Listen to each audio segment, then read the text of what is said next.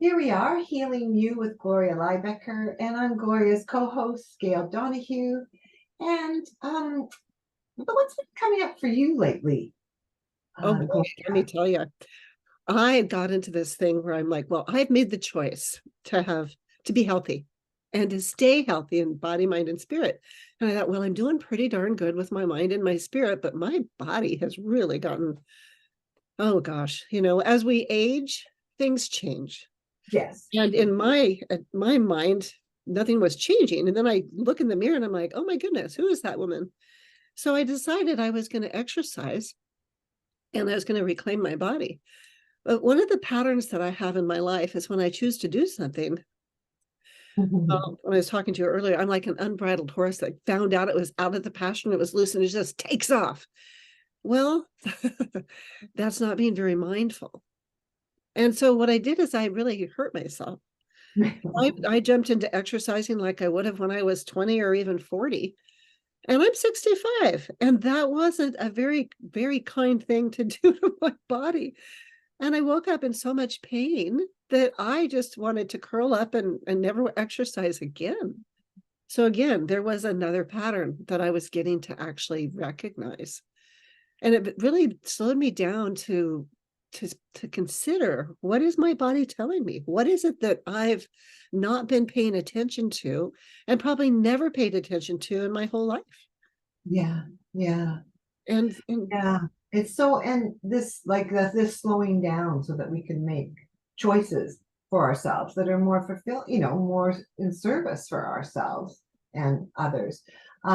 It's interesting because I'm noticing similar in that more messages, stronger messages are coming to me through my body about, like this isn't working anymore because you're getting older, yes, and you don't have the resources to like pull up all that energy to be ignoring what my body is trying to tell me. So I'm definitely getting in my awareness more of looking at what is your choice here, and you've spent a lot of pattern of ignoring the choice to look after yourself. I'm speaking for me, for yeah, looking after yourself in the best ways. You, yes, committed to healthy and body, mind, and spirit, but okay, got to really do the choices now and take the action related to it. yeah. So what I did was I did stay in bed because I hurt so bad. But when I listened, then what was it that my body needed? So I went and I got some gel and I started applying it and supporting my cells to be able to detect, repair, and replace those cells that were needing it.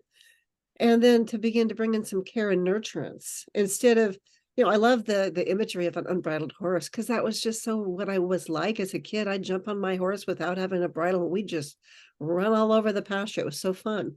But Um, I want to have a sure-footed steed. I want to treat my body like that horse. hmm, When I think about it that way, it brings a whole different imagery in for me. I want to be able to be an unbridled horse that actually is sure-footed and really recognizing the terrain that I'm on so that I'm really connected with life in that way. And that inspires me then to not be in such a hurry, not just to charge through, not to really check in with myself. And as I'm making the the ride, as I'm riding through life, to be able to pause and choose a different path when I need to. I don't have to just, I don't know. There was something about, well, I said I'm going to do it, I'm going to do it. Well, hmm, perhaps I need to slow down and change what I'm doing. And that's going to actually keep that structural tension more amplified. hmm.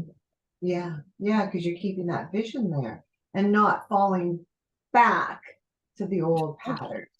Yeah. Exactly. Oh, those old patterns can hurt so much sometimes because I'm over identifying with it. Mhm. It doesn't hurt so much when I stop identifying with it. Yeah, when you can just recognize it, Yeah. name it, but not make it wrong or make yourself wrong, right? Oh, and that's such a huge piece, isn't it? It It's is such a totally. huge piece. So bringing in some compassionate understanding and even some humor and Mhm. just having a good laugh with myself. It's like, boy, oh howdy, you did that to yourself, Gloria. It's like, oh, I did. Yeah. And and now I can do something different, Yeah. thankfully. Yes, exactly. Yeah. Yeah. Yeah, I'm here along with that journey with you. And Well, and it's so good to have that companionship, you know, to Mhm. have a place that you can have where you can have a soft landing. We all Yes. need that too. So thank you for being there for me. I sure Thank- appreciate the soft landing you provide me with. Thanks, Gail. I do as well. Thank you. Bye for now.